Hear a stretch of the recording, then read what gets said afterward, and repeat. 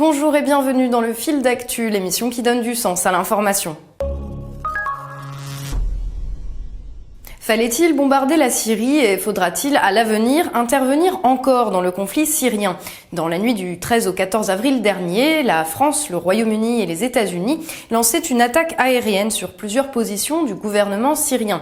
Objectif, la destruction entre autres d'un complexe servant à entreposer des armes chimiques. J'ai ordonné aux forces armées des États-Unis de lancer des frappes de précision. Il n'y a pas d'alternative à l'usage de la force pour dégrader et empêcher le recours à des armes chimiques par le régime syrien. On ne peut pas laisser aujourd'hui des régimes qui se croient tout permis, et en particulier le pire, en contravention du droit international.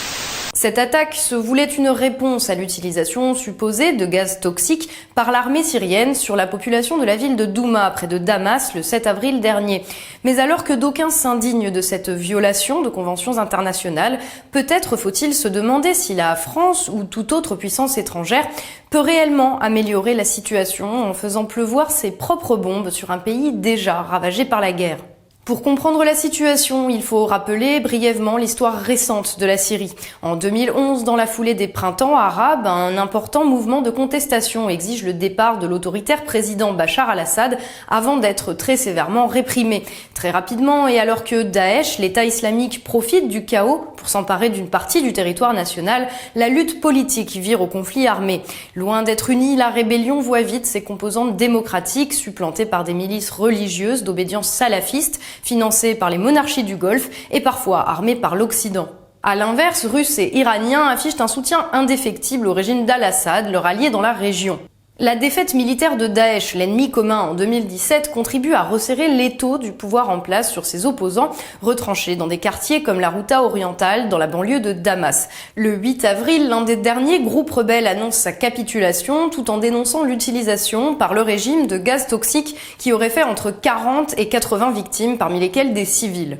Bien sûr, comme souvent dans ce genre de cas, les différentes forces en présence et leurs alliés se renvoient la balle. Pour les États-Unis, la France ou le Royaume-Uni, ou les puissances sunnites souhaitant le départ d'Al-Assad, la culpabilité de ce dernier ne fait aucun doute. Pour ses alliés russes ou iraniens, en revanche, la faute incombe aux rebelles. Et bien sûr, chaque camp possède des preuves irréfutables et nous demande de le croire sur parole. Nous avons la preuve que la semaine dernière, maintenant près de 10 jours, des armes chimiques ont été utilisés, au moins du chlore.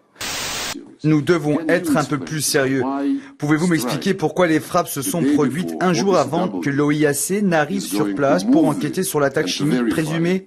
Au fil d'actu, nous ne connaissons pas la vérité. En revanche, aussi indignés que nous puissions l'être par l'utilisation d'armes chimiques, nous ne sommes pas convaincus que bombarder un pays soit le meilleur moyen d'y amener la paix, la stabilité et la démocratie. Au contraire, les dernières interventions militaires occidentales dans la région semblent, en se substituant à la volonté des peuples, avoir amplifié le chaos et servi de terreau au ressentiment et à la violence. On pense bien sûr à l'Irak, dont les bombardements sur la base de preuves irréfutables de présence d'armes de destruction massive ont conduit à la naissance de Daesh, mais aussi à l'Afghanistan ou encore à la Libye. George Bush proclame la victoire en Irak. La scène a lieu en mai 2003, quelques mois seulement après le début de l'invasion américaine. Bagdad visé par un attentat, un phénomène devenu quasi quotidien. Mais le 3 juillet dernier, les djihadistes du groupe État islamique ont fait un carnage. Près de 300 morts, dont de nombreux enfants, plus de 250 blessés. À Bagdad, l'émotion est énorme.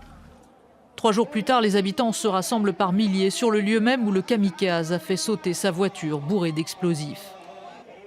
Une veillée d'hommage est organisée devant les bâtiments détruits. Des bougies sont allumées un peu partout devant et à l'intérieur du centre commercial visé. L'Organisation mondiale pour les migrations dénonce l'existence de marchés aux esclaves en Libye et notamment dans le sud-ouest du pays.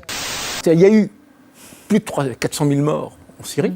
Le nombre des victimes d'armes chimiques depuis le début, c'est au maximum 1800. Il y a eu 1500 dans la Ghouta en août 2013 et ensuite d'autres morts avec du chlore, avec parfois des produits plus graves. Donc c'est en proportion très peu, mais ce ne sont pas des armes comme une autre. Et c'est ça tout le problème. Et c'est pour ça que l'on ne peut pas rester sans réagir. La grandeur de la France, elle est de dire le droit et de le défendre. Défendons-nous des droits en disant les droits c'est pour nous, les principes c'est pour nous, mais la réalité, elle est pour les autres. Non. Non. La Syrie occupe au Proche-Orient une situation unique au croisement de plusieurs gisements d'hydrocarbures.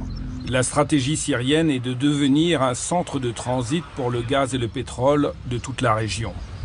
Au Yémen, personne n'y va alors qu'il y a un conflit qui est tout aussi violent et personne n'a été sauvé le Kurdistan parce que le pétrole n'est pas intéressant là-bas, il n'y a pas un enjeu stratégique et qu'il y a aussi des enjeux derrière qui sont d'ordre géostratégique. Bien sûr, tirer quelques missiles sur des hangars n'est pas comparable à une guerre de plusieurs années. Et comme toujours dans ce genre de cas, l'intérêt des populations civiles a été invoqué pour justifier l'attaque. Mais en commettant un acte de guerre, en bombardant un État souverain, aussi détestable puissions-nous juger l'action de son gouvernement, la France a-t-elle vraiment contribué à rendre le monde plus sûr? Si tel n'est pas le cas, peut-être est-il temps d'admettre que non, décidément, donner des leçons de droits de l'homme et de démocratie au monde entier à coups de missiles ne fonctionne pas, et d'en tirer des leçons en termes de politique internationale.